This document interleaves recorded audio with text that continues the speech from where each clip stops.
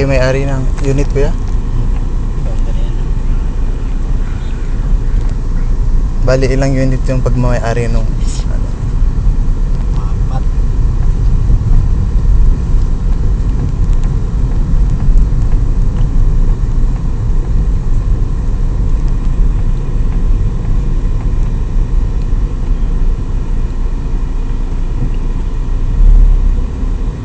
Talaga pong hindi kayo nagme-metro? Pag sa airport siya, hindi namin nagano kasi mga dalawang trail. Bakit ganun? Pero pag sa labas, swerte na talaga makakawalan ko sa halos gasolina lang.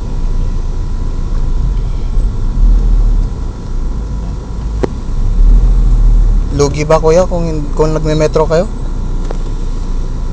Kung sa labas sir, kung babasa kayo ang pasero, ayos lang. Pero yun, may lugar kasi na balik mo talaga. Mga lugar na kami dito. Mga probinsya.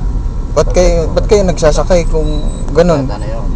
Wala namang papayag na meron yung ganun. Meron namang nagme-metro, kuya, eh. Oo nga, yung malapit yan. Kasi iba, yung pupunta mo yung matao rin na Makati yan.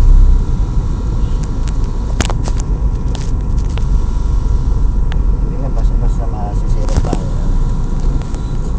Iba kasi minsan po nakakabalik na kami dito sa Manila. Parang kumakaw ng gasolina.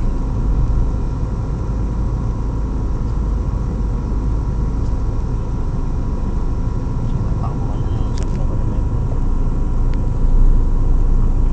Magkano usually pag ganun? Singilan nyo? sa airport. Oo. Nagaling mo sa isang lista. 420. Huwag nyo na kaming lukuhin, kuya, naman. Nagbabiyahe kami. Oo nga, ma'am. Pag sa airport. Tapos wag nyo na rin anuin yung talunin yung kapareho nyo. Pare-pareho lang tayo. Sana mayayaman. Oo nga.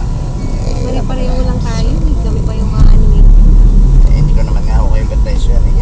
Sa nabahala. And then sa ako na yung kinala. Makakilala yan. Okay.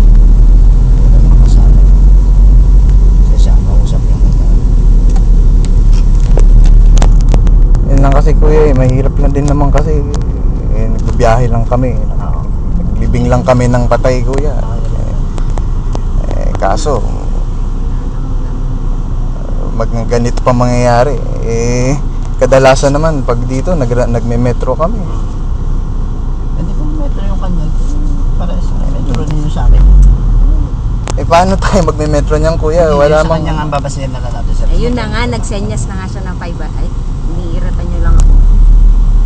TM, okay na.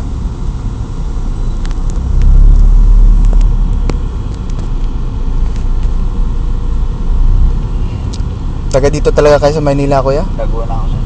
Taga Laguna kayo? Buti kayo, pwede nyo idaan sa ganitong diskarte, eh. Parang syempre. Traffic.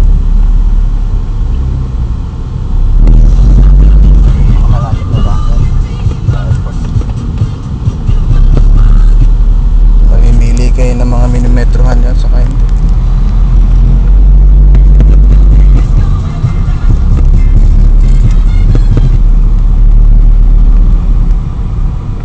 Kakilala nyo rin yan, sir?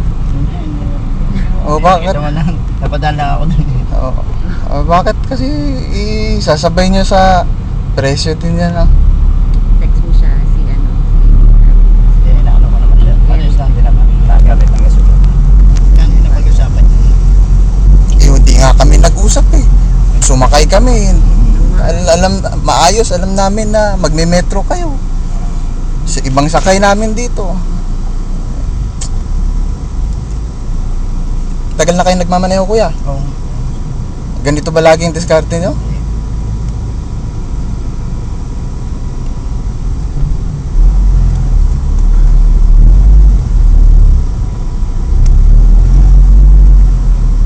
Mix kami. Sarang sabay.